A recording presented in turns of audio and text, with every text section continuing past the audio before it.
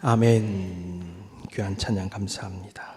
좁고 힘들어도 한 발 한 발 믿음으로 가겠습니다. 그 마음 간직하고 이 시간 말씀을 위해 기도하십시다. 주의 세미한 음성을 듣게 해주시옵소서. 겸허히 우리를 내어놓습니다. 우리의 문제도 고통도 죄악도 주님 피 흘리시는 발 앞에 내어놓습니다.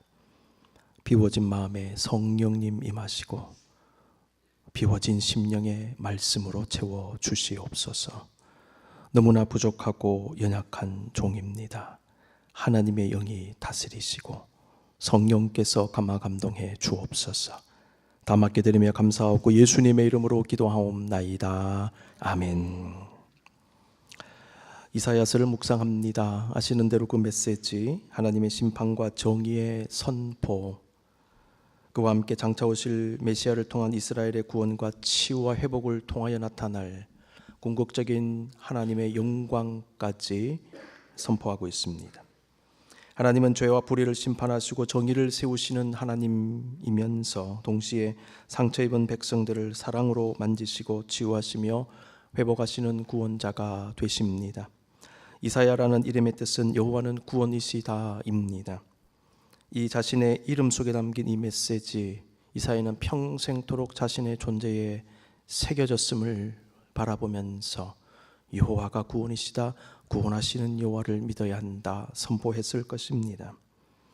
오늘 본문 이사야 30장 26절 말씀은 죄를 심판하시고 정의를 세우시면서 회복하시고 구원하시는 하나님이 어떠한 분이신가를 우리에게 보여줍니다. 여호와께서 자기 백성의 상처를 싸매시며 그들의 맞은 자리를 고치시는 날에는 달빛은 햇빛 같겠고 햇빛은 7배가 되어 7날의 빛과 같으리라. 이 본문에 어떤 메시지가 담겨 있을까요? 첫 번째 보시면 상처를 싸매시며 그들의 맞은 자리를 고치시는 주님, 치유하시는 주님을 묘사합니다. 상처로 번역된 히브리말 쉐베르는 문자적으로 보면 깨짐, 부서짐입니다. 우리가 보통 생각하는 그 정도의 상처가 아닙니다. 완전히 깨어져 버린 상태, 부서진 상태입니다. 그들이 맞은 자리는 기본적으로 그들의 영과 육에 입은 상처를 뜻하는데요, 본문에서 말하는 이 상처와 또 맞은 자리라는 말은 상당히 많은 의미를 담아내고 있습니다. 기본적으로 상처와 맞은 자리는 나의 죄악 때문에 심판을 받아 깨어지는 것을 의미합니다. 그와 함께 세상에서 당하는 다양한 종류의 박해와 고난 등등 삶의 모든 어려움으로 인한 상처를 다 포함합니다. 하나님은 그 모든 상처를 싸매시고 고쳐주십니다. 우리의 상처의 종류가 있다 말씀드렸죠. 한번 나누어서 묵상해 봅니다. 첫 번째, 죄악 때문에 당하는 고난과 상처가 있는데 그것을 치유해 주십니다. 우리가 살면서 당하는 어려움의 원인 중에 하나가 나의 죄악이고 나의 실수이고 나의 잘못 때문임을 부인할 길이 없습니다. 시편 107편 10절과 11절 말씀, 사람이 흑암과 사망의 그늘에 앉으며 곤고와 쇠사슬에 매임은 하나님의 말씀을 거역하며 지존자의 뜻을 멸시함이라. 하나님의 말씀을 거역하며 지존자의 뜻을 멸시하는 것, 한마디로 얘기하면 죄 짓는 것입니다. 죄는 하나님의 뜻을 거역하고 행하지 않는 모든 행동을 말합니다. 그래서 죄의 스탠다드는 상당히 높습니다. 시편 107편 10절 11절은 죄의 결과를 잘 보여주지요. 죄의 결과는 흑암과 사망의 그늘에 앉는 것이다. 곤고와 쇠사슬에 매이는 것입니다. 성경은 죄를 지은 인간이 하나님의 심판을 당하고 삶 속에서 어려움을 겪었던 수많은 이야기를 담아내고 있습니다. 성경에서 가장 믿음 좋은 사람 중에 한 사람으로 인정받는 다윗은요, 죄로 인해서 징계적 고난을 많이 당했어요. 징계적 성격이 강한 엄청난 고난을 평생토록 당했습니다.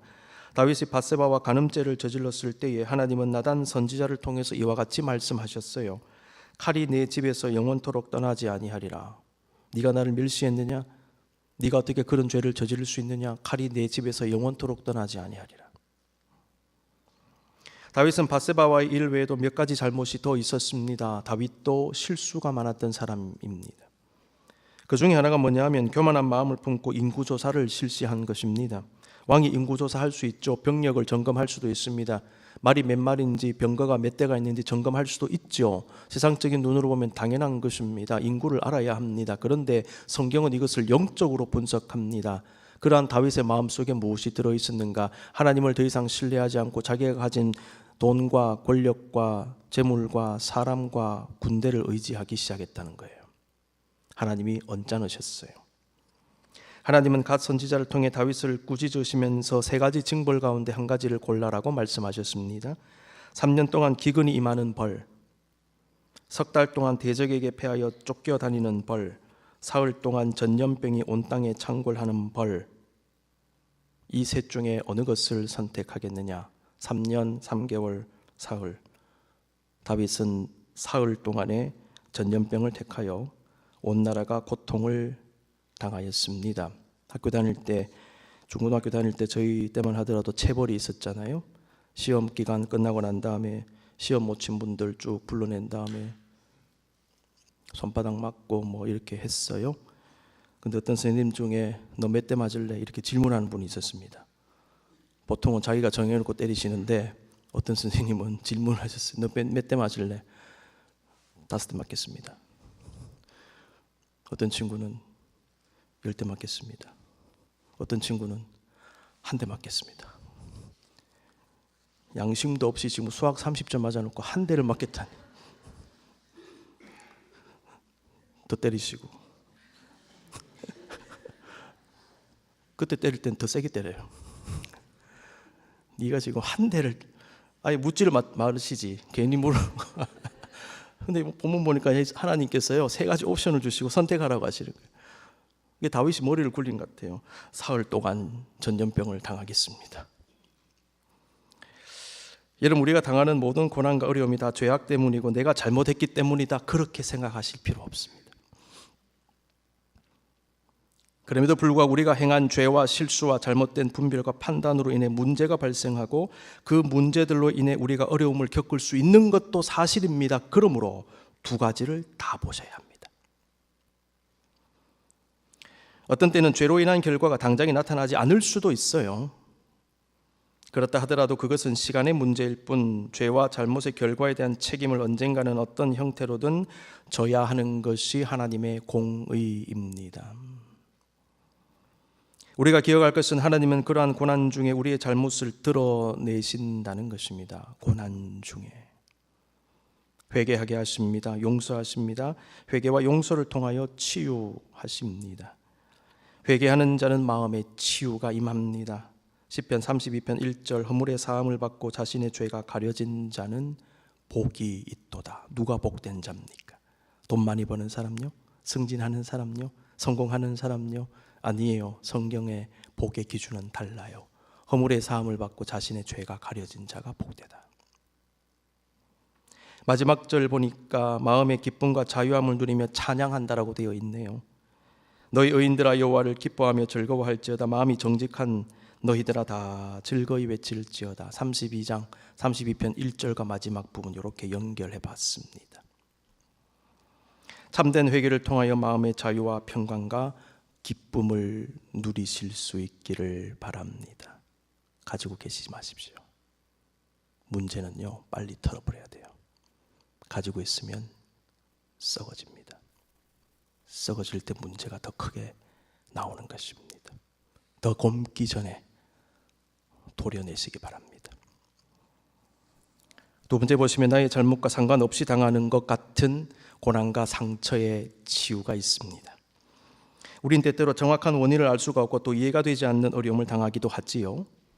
우리는 세상 살면서 나의 잘못과 상관없는 것 같은 뜻하지 않은 사고와 질병과 각종 문제들을 경험하면서 마음이 깨어지고 상처를 받아요. 우리에게 왜 이런 일이 일어났을까? 내가 이 일을 왜 당해야 하는가? 생각해 보면 별 잘못한 것도 없는 것 같은데. 성경에 나오는 욥을 비롯해서 고난을 경험한 많은 믿음의 사람들의 모습은 정도의 차이는 있겠지만 우리 자신의 모습을 보여준다 하겠습니다. 욥은 얼마나 억울했지 않습니까?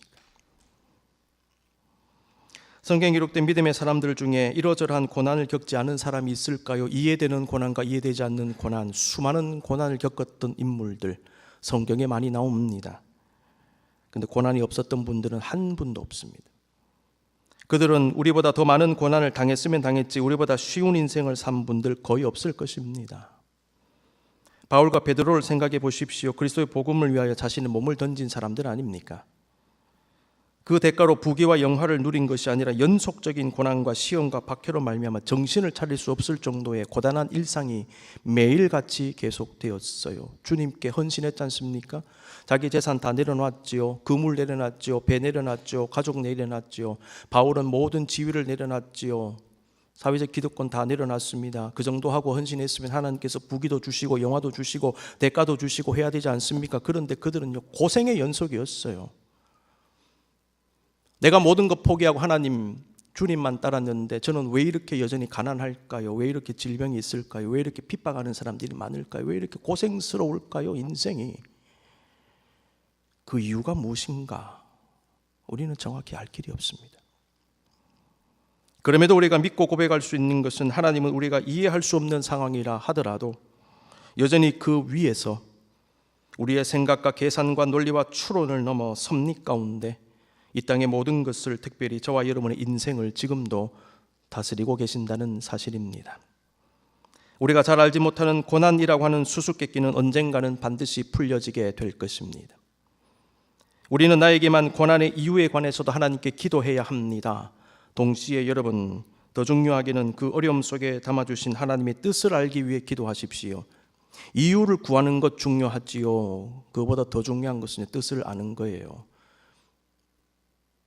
이유는 모르겠는데 뜻은 아는 경우가 있어요. 왜 그런지 정확한 이유를 모르겠다. 그런데 하나님이 그렇게 하신 그 뜻, 나를 향한 메시지는 내가 발견할 수 있겠습니다.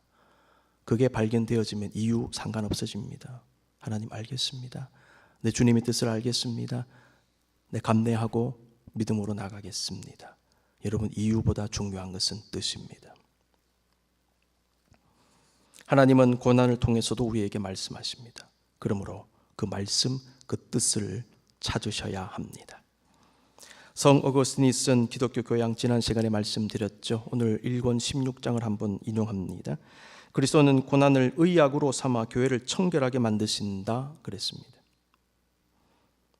그는 교회를 현세에서 단련하시며 여러 가지 건전한 고난을 기꺼이 맞아들여 교회를 정결하게 만드신다. 이 세상으로부터 영원한 세계로 교회를 옮기실 때에, 즉 신부를 옮기실 때에 거기 흠이나 주름 같은 것이 없기를 바라시기 때문이다. 고난을 통해서라도 교회를, 성도를 정결하게 만들기를 원하시는 주님의 뜻이 있습니다. 고난은 우리에게 분명히 고통을 줄 것입니다. 그와 함께 고난은 우리가 연단받게 하여 보다 정결한 모습을 가지게 할 뿐만 아니라 우리의 내면에 치유가 일어나게도 합니다. 고난을 통과하면 마음이 바뀌어지는 것을 경험하게 되고요. 치유도 일어납니다. 고난이 우리에게 치유를 주는가? 우리가 살면서 힘든 일들을 경험하는데 어떤 경우에는 다른 힘든 일이 생겨서 그것의 해결을 위해 기도하고 애쓰는 과정에서 원래 있던 힘든 일들은 자연스레 해결되는 것을 경험할 때도 있어요. 문제가 그냥 사라지는 경우도 있습니다. 가정에 큰 위기가 닥쳐 어려움을 극복하기 위해 노력하는 과정에서 가정 안에 있던 다른 문제가 해결되고, 특정 문제 해결을 위해 애쓰다가 이해와 용납과 화해의 마음을 가지게 되고 좋지 않았던 관계가 개선되고 더 좋은 모습을 가지게 되는 수도 있습니다. 몸에 질병이 생겨 힘들었습니다. 그런데 투병 생활하는 중에 생각지도 않게 마음과 영혼이 치유받는 경우도 있어요. 몸은 너무 힘들어요. 그런데 마음과 영혼이 치유를 받아버리는 거예요. 하나님은 그 육체의 질병을 통하여 마음의 질병을 치유하신 것입니다. 하나님의 역사는 오묘합니다. 우리의 생각을 뛰어넘습니다. 그러한 하나님의 만지심을 깊이 체험하고 신앙의 성숙이 일어나게 되는 경우 궁극적으로 하나님께 더 가까이 나아가게 되는 것이죠. 그래서 고난을 다 통과하고 일정 고난을 통과하고 섰을 때에 거기서 뒤를 돌아보면 하나님의 순간순간의 만지심을 발견하게 되고, 아, 하나님 이러저러한 모습을 통하여 나를 새롭게 하셨구나. 그래서 합력하여 선을 이룬다 고백하는 것입니다. 고난도 사용하시고 성공도 사용하시고 실패도 사용하셔서 여기까지 오게 하셨구나. 그것을 거기 섰을 때 발견하게 되는 거죠. 하나님 그 모든 과정을 통해 우리를 만들어 가십니다. 그래서 하나님의 자녀는 고난당하고 상처를 입는 존재입니다. 동시에 치유받는 존재입니다. 고난과 상처를 통해 거듭나는 존재입니다. 그 모든 것을 통하여 궁극적으로 하나님과 더 가까워지는 존재가 하나님의 자녀들입니다. 그러므로 우리가 때때로 나의 잘못과 상관이 없다고 여겨지는 고난을 당할 때에는 그것대로 하나님의 다른 뜻이 담겨 있음을 알고 주님의 뜻과 섭리가 온전히 이루어지도록 인내 가운데 기도하며 나아가야 할 것입니다. 중요한 것은 하나님을 향한 흔들리지 않는 신뢰입니다. 문이 닫혀 있든지 열려졌든지 일이 좀 내 생각대로 되든지 안 되든지 상관없어요. 어떻게든 주님께서 역사하실 것이다. 합력하여 선을 이루실 것이다. 우리는 신뢰를 붙잡고 나가는 것입니다. 여러분, 그런데 어떤 때는요, 큰 어려움 가운데 내가 무엇을 잘못했는가 아무리 생각해도 잘못이 기억이 나지 않고 생각이 나지 않을 때가 있습니다. 그런데 너무 어려워요. 그러던 중에 성찰하며 기도하는데 내가 미처 알지 못했던 문제를 발견할 때도 있어요. 종종 저와 여러분의 문제는 심령 깊숙한 곳에 들어있는 경우가 있습니다. 문제의 원인이 표면적으로 드러나는 거 쉽습니다. 제거하면 돼요. 근데 이게 돌뿌리가 깊은 데 박혀있는 돌뿌리가 있지 않습니까? 원인을 알 수 없는 마음의 불안감과 번민과 고통과 근심이 있을 때가 있어요. 돌이요, 땅 깊숙한 곳에 박혀 있어서 그렇습니다. 우리 심령의 땅 깊숙한 곳에 하나님은 종종 그 돌을 캐내기를 원하시는데 다양한 방법, 특히 고난을 통하여 그 돌을 캐내기를 원하세요. 사람이 잘 먹고 잘 살고 성공하고 시험만 치면 고득점 맞고 입사 지원만 내면 합격하고 이런 분들 생각이 깊이 들어가지 않을 수 있습니다. 왜요? 잘 되니까 걱정이 없어요. 근심하지 않습니다. 다 잘 풀리니까. 근데 하나님 때때로 우리에게 고난을 주시는데 그때 사람이 생각을 하게 돼요. 뭐가 문제지? 어떻게 해야 되지? 하나님 고난을 통해 우리에게 묵상하게 하십니다. 성찰하게 하세요. 여러분, 아우토반을 아십니다. 독일의 속도 무제한 도로죠. 아우토반은요, 너무 좋아요. 내 마음대로 달릴 수 있어요. 그런데 사고가 한번 나기 시작하면 대형 사고가 나요. 그건 목숨 걸어야 돼요. 거기서 속도 무제한 도로가 좋은 것 같지만 그것은 위험천만한 것입니다. 차라리 속도 제한이 있으면 사람이 속도를 제어하기 때문에 사고를 줄일 수가 있어요. 아우토반은 대형 사고가 납니다. 그래서 속도 제한 없이 마구 달릴 때 너무 좋아하지 마십시오. 위험할 수 있습니다. 그러므로 하나님께서는 가끔씩 브레이크를 거시죠. 생각하게 하세요. 그러면서 아무 문제가 없는 것 같습니다. 그런데 왜 이런 어려움이 있습니까? 그런데 깊이 들어가 보면은 그 속에 박혀 있는 돌을 발견하게 될 것입니다. 그걸 캐내기를 원하시는 거예요.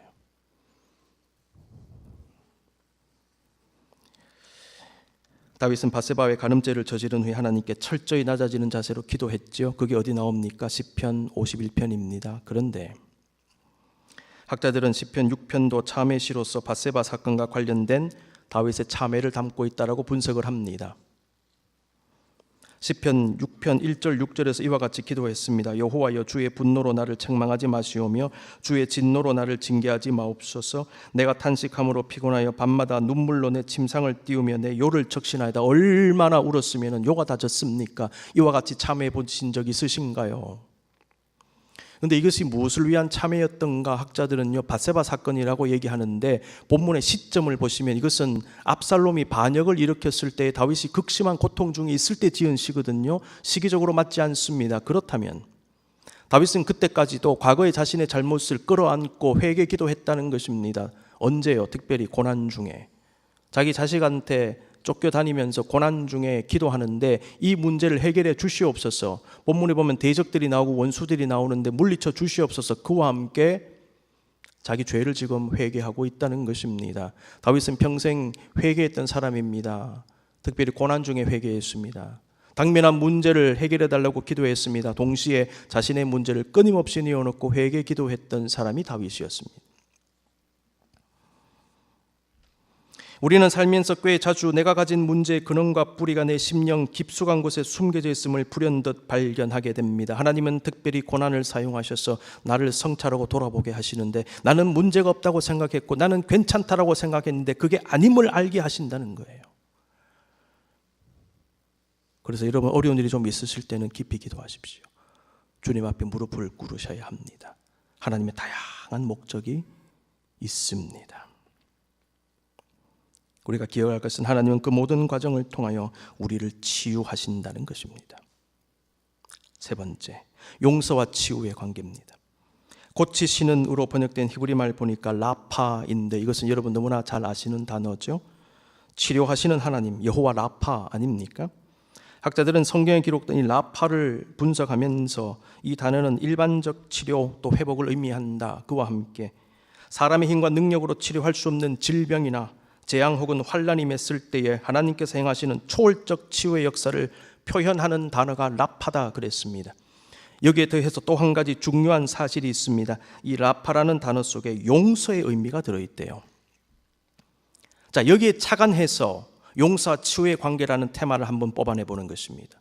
아, 그렇구나. 용서와 치유는 관계가 있는 것이구나. 라파 속에 용서가 있구나. 용서하심으로 치유하시는구나. 세리장인 삭개오는 돈 많은 부자였습니다. 사람들의 원망과 미움을 받았습니다. 마음에는 씻을 수 없는 번민과 죄책감과 상처를 안고 살던 사람이었어요. 돈 많으면 뭐합니까? 마음에 그러한 마음의 문제가 있는데 견딜 수 없어 했습니다. 그러던 삭개오는 예수님 만나고 인생이 달라졌죠. 삭개오는 예수님 보기 위하여 자기가 키가 작기 때문에 돌 무화과 나무에 올라갔습니다. 근데 예수님은 그 삭개오를 직접 찾아가셨습니다. 나무 밑에 가셨어요. 삭개오야 속히 내려와라. 내가 오늘 내 집에 유하여야 하겠다. 이 말씀은 엄청난 의미가 있어요. 내가 너를 용서하기 원한다. 내가 너를 치유하기 원한다. 이 예수님 말씀은요, 삭개오의 변화, 치유, 용서, 회복의 시작점이 되는 말씀이 되었습니다. 용서받은 삭개오는 치유받고 자유함을 얻고 인생이 달라진 사람이 되었어요. 용서 이상의 치유가 있겠습니까? 저와 여러분에게 용서의 은혜가 있기를 원합니다. 그런데 기억하실 것은요, 내가 사람을 용서할 때 그때도 치유가 일어난다는 거예요. 그 사람에게 치유, 그 다음에 나에게 치유가 일어나요. 내가 앙심을 품고 용서하지 않고 미움을 가지고 있으면 치유가 일어나지 않습니다. 그런데 내가 그 사람 용서하잖아요. 그 사람은 그 사람대로 힐링되고 용서하는 내가 힐링이 됩니다. 이 자유를 누리실 수 있기를 바랍니다. 두 번째 보시면 달빛은 햇빛 같겠고 햇빛은 7배가 될 것이다. 자, 치유의 양상을 나누어서 설명드렸죠. 근데 치유의 결과가 나오네요.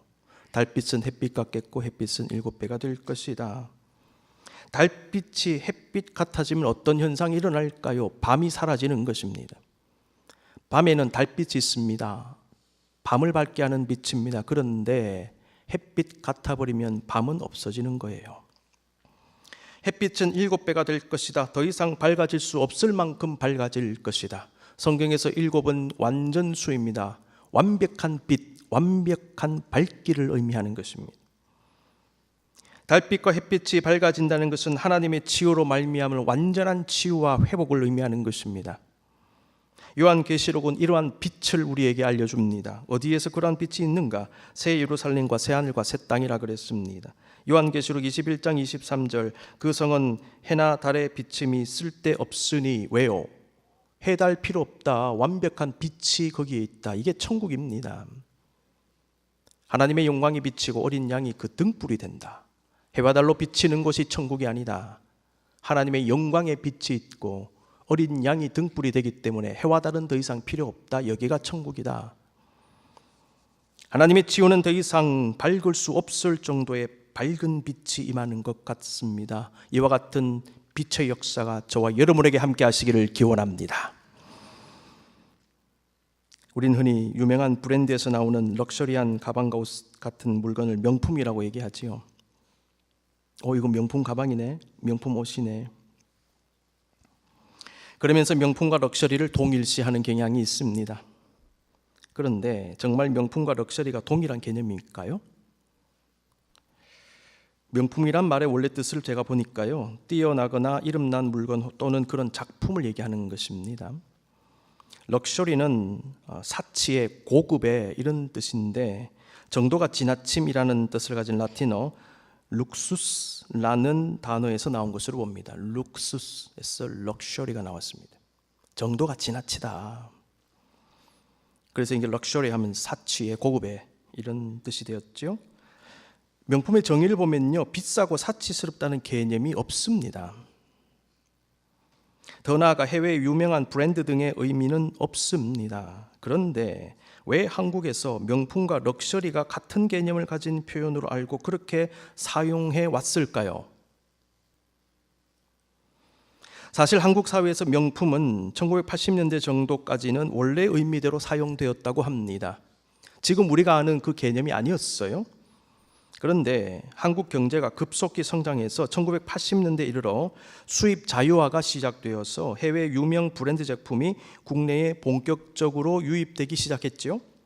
그때 해외 유명 브랜드의 고가의 럭셔리 굿즈라고 얘기하죠. 이것을 소개하는데 영어 표현대로 사치품 혹은 호화품으로 번역해서 소개하려고 하니까 어감이 너무 좋지 않은 거예요.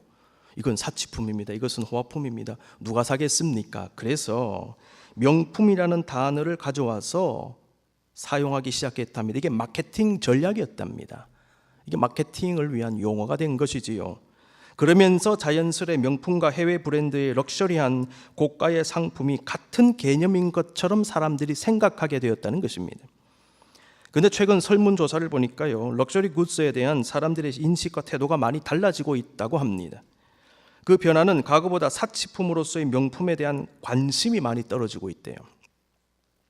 이러한 변화의 이유 중에 하나가 뭐냐면 럭셔리한 제품으로서의 명품이 너무 범람하고 너무 흔해서 희소 가치가 떨어졌기 때문이라고 합니다. 그 다음에 가짜도 너무 많아요. 아울러 사치품에 많은 돈을 쓰고 과소비하는 것 자체를 부끄럽게 여기는 경향이 많아졌기 때문이랍니다. 또 한 가지 이유는요, 예전에는 많은 사람들이 럭셔리한 제품을 통하여 자신의 가치를 드러내려고 하는 경향이 강했대요. 그런데 이제는 자기 자신이 명품이 되는 것이 더 중요하며 자기 안에 있는 가치를 발견하고 드러내고 자신만의 개성을 표현하며 사는 것이 중요하다는 생각을 예전보다 더 많이 가지게 되었다고 합니다. 다시 말하면 점점 더 많은 사람들이 명품의 원래의 의미를 찾고 생각하게 되었다는 것입니다.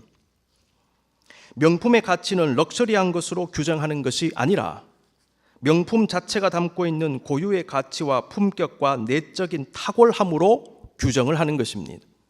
이렇게 보았을 때 명품이란 물질적 만족이 아니라 정신적인 만족을 주는 것이라 하겠습니다. 뭐가 명품입니까?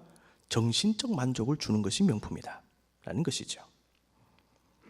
정신적인 만족을 추구하는 사람은요, 다른 것으로 나의 가치를 위장하려고 하지 않고 내 안에 있는 참된 가치를 발견하고 증진시키며 그것으로 만족하는 사람입니다. 그리고 나 자신이 명품이 되기 위하여 노력합니다. 이런 사람은 럭셔리를 명품으로 보지 않습니다. 이런 사람은 참된 가치와 의미를 가지고 우리에게 정신적인 만족을 주는 것을 명품으로 보며 그 명품을 추구합니다. 하나님은 우리가 명품 신앙을 가지기를 원하십니다. 명품 영성, 명품 인성을 가진 명품 성도가 되기를 원하십니다. 명품 신앙은 겉은 번지르르한데 알맹이가 없는 신앙이 아니라 겉모습과 관계없이 속이 꽉 찬 신앙입니다. 진정한 명품은 정신적인 만족을 주는 것이듯이 우리가 명품 성도가 되어지면 그것은 하나님께 기쁨이요 하나님을 만족시키는 것이 됩니다. 이와 관련된 성경 말씀 제가 한번 찾아드릴게요. 로마서 8장 8절 말씀 다 같이 한번 읽어봅니다. 시작. 육신에 있는 자들은 하나님을 기쁘시게 할 수 없느니라. 육신에 있는 자들, 육신의 정욕대로 사는 자들은 하나님을 기쁘시게 할 수 없느니라. 하나님을 기쁘시게 하는 자들, 하나님께 만족이 되는 사람이 누구인가? 명품 성도라는 것입니다. 성령 안에 있는 사람들, 하나님의 거룩함을 추구하는 사람들, 그리스도의 형상을 이루며 살아가는 영적인 사람들이야말로 하나님을 기쁘시게 할 수 있고 하나님께 만족을 준다. 정말 명품처럼 하나님께 다가갈 것이다. 그 말씀이죠.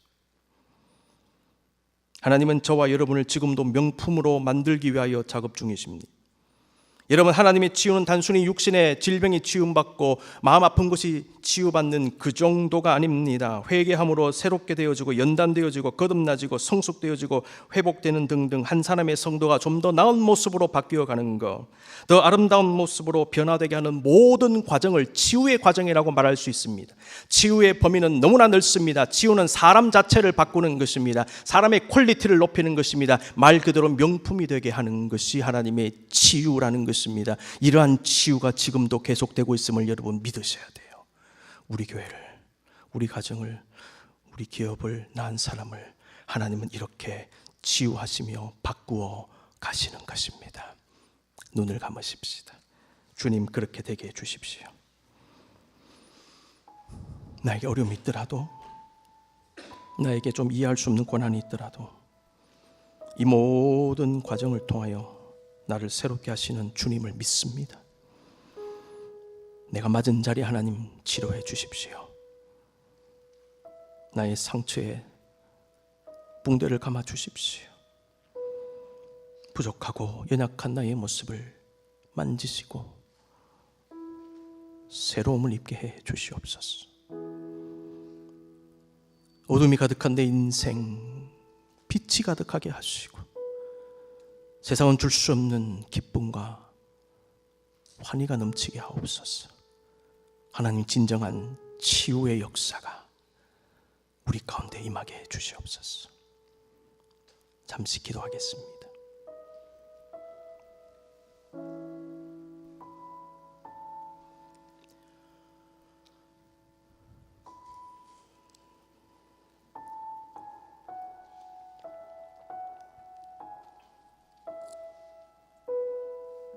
여러분, 날마다 순간마다 우리 앞에 어려움이 있지만은 하나님, 기쁘고 즐거운 일, 슬프고 좋지 않은 일들까지 역통하셔서 우리를 새롭게 하시는 줄로 믿습니다. 육신의 질병의 치유와 마음의 질병의 치유를 주님 앞에 구하십시다.